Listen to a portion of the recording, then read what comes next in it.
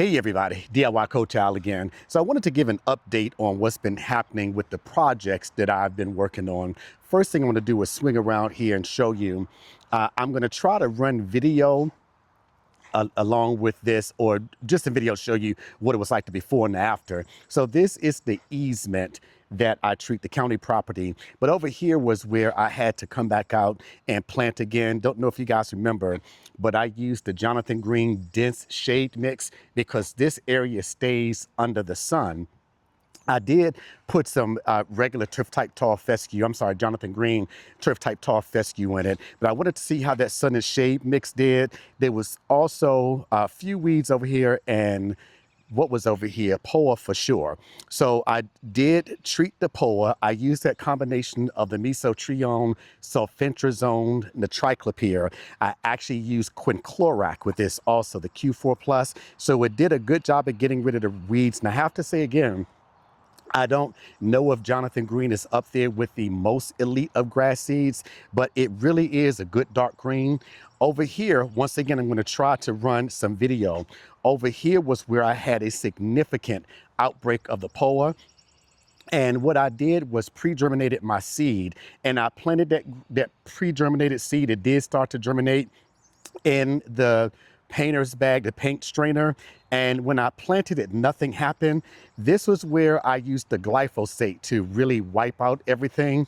And I used as a carrier for the seed, I used the malorganite for that. And I just didn't have any success. I waited a few days, up really almost 2 weeks, and I just didn't see anything. So this is where I realized probably wasn't a good idea to plant, to try to put the seed down after I did the glyphosate and the Roundup. Now I heard some people say, hey, Alfonso, you can do the seeding right after you do the Roundup. I tried it, it didn't work even though I used a pre-germinated seed, but I went ahead and seeded again, and it's actually growing really, really, really well. Once again, the Jonathan Green is just a really good seed. It does give you good dark color. Me, like you guys, probably saw some of these seed heads and thinking that it was, once again, that POA. That's actually just the turf type tall fescue seed heads coming up. They're not going to germinate. You're going to see those seed heads with the TTTF this time of year. They start to bloom once again, or start to seed, go to seeding at around mid to late spring. So a lot of you guys probably have that. You're probably used to at this point too, doing the mowing with those stalks from that TTF being really high. But that was just, those are just seed heads that are on top of the turf type tall fescue. Once again over here, now all of this is actually germinating really, really, really well. It looks like there are some thin spots that's just filling in, but up until maybe a week ago, you couldn't even see any grass over here. So this is actually going really, really, really well. The bare spots over here is where I had to do some more planting. I actually backed my car up over there when I was going into the garage and hit that spot. So over here it's still coming in. Right here is where I had some weeds. I had to use the mesotrione. So wherever you see that bleaching, it's just where I had to use the meso. Once again over here, I had to come back and replant the tall fescue because the pre-germinated seed didn't work. Once again, it was after I glyphosated. Now, as I said before, this fall, I'm going to actually be doing an overseeding of this area. Now, because I've had to plant so much grass over here, I'm not sure that I'm going to kill this part out and do it again, because basically I did kill this out, and the Jonathan Green, it's just a really dark green. The only thing is, from over here where you can see how dark that green is to back towards my fence, I didn't do and overseeding over there. So if I kill any part of this side of my house, it's going to be back there. Now coming over here to the front yard, I'm not going to kill and plant a new lawn here. This, once again, is county property that I take care of. And I have people who are just not considerate with walking their dogs and things like that. But the coloring in here is actually really good. I might just have to continue to hit this with urea to green it up, because over here, I am definitely, now this color is actually really good. This is from the wipeout that I got with the fungus and having to replant this. Probably 80% of this yard is Jonathan Green turf type tall fescue. It is actually a nice dark green. It stripes really well. But I have committed to doing this project where I am going to kill off the front lawn, because I want to go with that night shift. Jesse over there at Lawn Life, I'm looking at that turf type and that perennial rye. Don't know if the perennial rye is a darker variant or darker cultivar than the TTTF, but I'm just thinking I want to go ahead and, boy, she's looking so good, but I'm thinking I just want to go ahead and do a project and just do this over again. Now over here is where I had, once again, an issue with the POA. I hit it with everything. Once again, you see that white, that's just a mesotrione, killed the weeds. Now this was actually mostly bare, and it is actually coming up.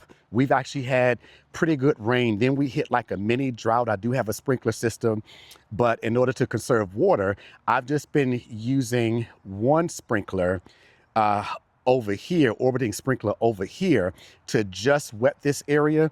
And even though it looks very thin, it's actually coming in really well. This area over here, this tree, the roots come out and they come over here. And I'm just thinking now it's going to be not totally impossible to get good growth over here, but the roots of this tree come over into the yard. And you, most of you, or some of you may know, whenever you have trees with roots like this, it is going to compete with your grass for the nutrients that you put in the yard. And even though over here, I have gotten very good growth, and over there, once again, I'll try to run the video. Over here, this was all bare. And this is where I used the Jonathan Green dense shade mix over there. So all of this was bare, and it's now come in. These spots over here, not exactly sure. Some of the grass is coming up slower than the other. I may just go ahead and throw some more grass seed down there. Then again, maybe not. Why? Because once again, I'm most likely 99% sure I'm going to be killing this off so that I can plant a newer cultivar out here. I'm going to come back and show you what we're looking like in the back. So this is what I have going on behind the fence in the back. And that area over there in the corner, that was totally bare. That's where I had, what was over there? I had some fungus over there, and that particular spot, for whatever reason, it gets a lot of fungus, but it also, because of this tree, it does not get a lot of sun. So over here is where I planted the dense shade mix, and it's just come in so well. Couldn't ask for anything better.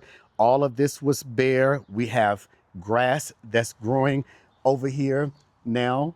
Is germinating. So I'm going to give this a few more weeks before I decide whether I'm going to, but then again, maybe I will just go ahead and throw some more grass seed down there. I'm going to stay with the Jonathan Green for that. Over here was where I had some weeds and did have to use the mesotrione once again with that cocktail that I got from my friend over at Turf Culture. So that has actually worked well. Over here, this spot, this was POA again, and over here, this was all POA. So I wiped this all out along with some spots over here. POA, POA, POA, POA over here, and right here was where I actually had a fungus spot. So I hit that with both. What did I hit that with? I hit that with two, propiconazole and azoxystrobin over here.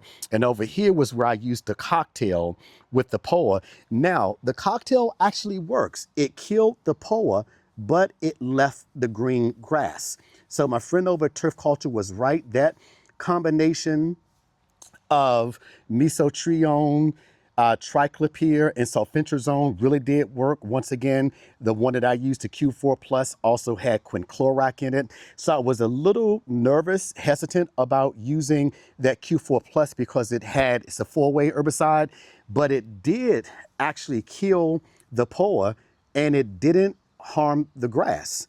So now I'm pretty confident that I can use that, excuse me, to kill the POA and not kill the healthy part of the lawn. So the lawn is actually looking good, except those spots where you see I had to kill the POA and also had to hit those fungus spots. I had dollar spot over here. Actually, I just did a video earlier this week that's already up there. The lawn itself, those few spots like right there, that is, you guys know, it is dollar spot. It is a fungus. It is a lawn killer. So I hit that with azoxystrobin 1 week. And when I hit it with the azoxystrobin, I actually saw a few more spots come up. So instead of waiting to hit it with another round of azoxy, I hit it with the propiconazole. And everywhere that I was starting to see some spots come up, that propiconazole did its thing. No new spots came up. So instead of like last year, I had so many spots that I had to hit. So much of this was actually wiped out too. Probably 80% of the grass that you're seeing here is Jonathan Green turf type tall fescue that I planted last fall, because I was pretty much wiped out by the combination of the heat stress. We had a significant drought. We had temperatures that were hovering in the mid 90s for a long stretch of time. So that, along with the fungus, just wiped out a lot. So much of what you're seeing now is actually the newer cultivar. So instead of doing this part of the lawn over again along with the front lawn, I'm just going to do the front lawn.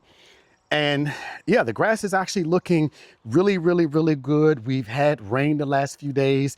Thank goodness, because we were starting to be in a drought and I was having to use my sprinkler system. But the lawn overall is looking very well. There are some lighter spots out here. This is where I actually hit it with either an herbicide, definitely with an herbicide, but also use that mesotrione. So there's some spots that are actually lighter. There's nothing going on with the plant. It's actually really healthy. It's just that mesotrione that actually turned it a different color. Over here was where I was starting to get some fungus too. I hit this, I put it in the video last week also.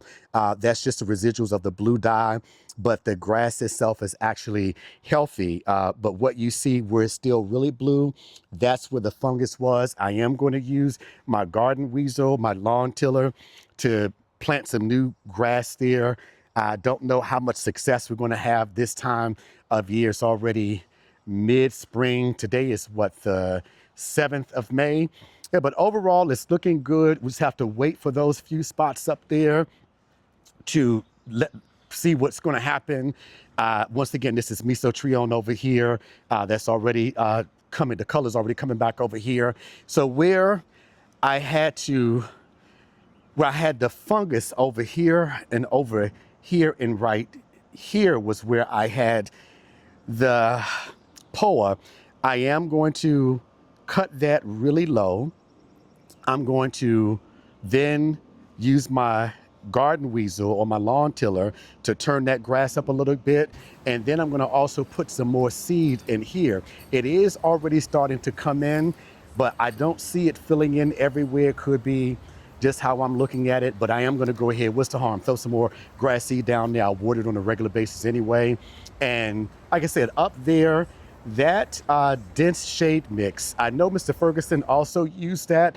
That dense shade mix actually works really, really, really, really, really well. So if you have some areas like I have right here where you have these trees that's not letting your grass get a lot of sunlight, you can't go wrong with that dense shade mix. It's nice, it's dark, it's green, it's lush. And I also use that dense shade mix over here too in these areas that are still filling in. So once again, just wanted to give you an update on what's happening over here. I am going to fill these areas in. I'm going to till it up So I don't want to damage the new grass because it hasn't established deep roots yet. I'm going to just put a few scratches on it. I don't want to use my scarifier or dethatcher because that would just pull everything up. But I am going to till this. I'm going to put some more seed down over there. I do have some compost over there. So instead of using the peat moss, I am going to just go ahead and throw that compost on it. And then because this is a small area in the lawn, I can use that sprinkler to just, not the sprinkler system, just that sprinkler that I can move around. I can actually just hit this grass with water, make sure it stays hydrated without having to turn the whole sprinkler on. So once again, just wanted to let you know what's going on. Boy, those flowers are really coming in. Got to put that mulch over there, but it's just coming in really, really, really nice. It's just beautiful. The other thing I do want to point out, this thing right here, make sure you get this. This is just, what do you call this thing? I can't even think of the name of it. This basically shows you how much water that you've actually been getting in your yard. You always want to get about 2 or 2.5 inches of water. Now, what I do, instead of watering one time, as I know some people have suggested, hey, whatever works for you, but you do want to make sure you get something like this to let you know how much water your plant is getting. Right there this week, I've already gotten right there at 2 inches of water. So that's why I haven't had to use my sprinkler system at all this week. The lawn is looking good. It's because it's getting that 2 inches of water. Make sure you are feeding your plant. It needs sunlight and it needs water in addition to the soil. So make sure you get you something that's going to let you know how much water your yard is getting, because you want to put down, I'm going to say 2 to 2.5 inches per week. That right there lets me know how much I'm getting with the rain. And I check the weather to see if we have any more rain coming. If we don't have any more rain coming, I'm making sure I use my sprinkler system to make sure that the lawn is getting the amount of water that it needs. Hey, so I just wanted to give you guys an update of what's going on over here. I want you guys to have an amazing day. Do me a favor, hit like and subscribe to the channel. I really appreciate the new subscribers that I've been getting. I enjoy the comments. I try to reply to every single one. If I can't reply, it's because I have something going on. But if this content means anything to you, do me a favor and hit that like button. It's going to be somewhere over here. And I'm going to also throw a video up over here on the 6 steps, 6 steps that will actually help you to get your lawn popping. That's 5, 6, 1, 2, 3, 4, 5, 6 steps to get your lawn popping. Hey, DIY Coach out. Y'all have an amazing day on purpose. Don't forget now, reach down to help pick somebody else up, somebody who can't do anything for you in return. No greater feeling on earth than the feeling of knowing that you've helped somebody who can't help you back. God bless you.